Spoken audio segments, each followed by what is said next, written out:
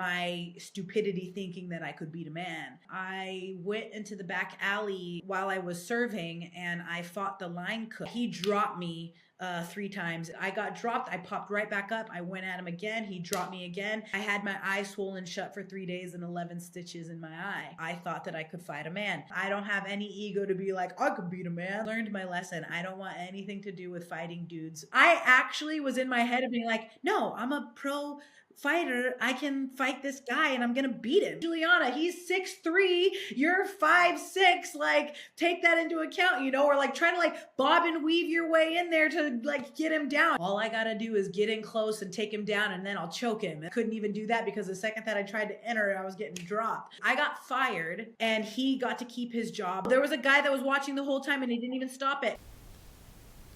Gentlemen, when you take into account the concept of delusion versus reality, this is what you get.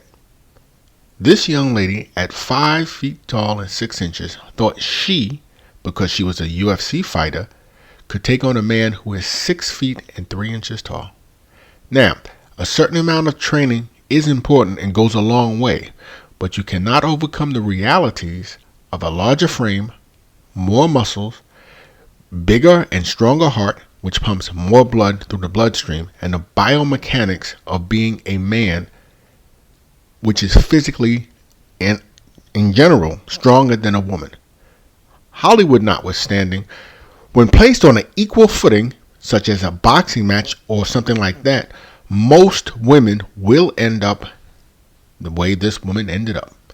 That's an equal fight of sorts in a situation where dirty tricks are not allowed, such as self-defense is a different story. But on an equal squaring up against a man, this is usually how it's going to end. And at the end, she stated there was a guy that was watching the whole time, but he didn't stop it. Why should he?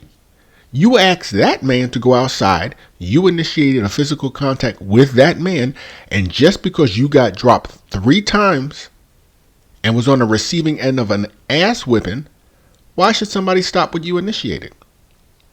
I believe it's a new day for the social contract between men and women.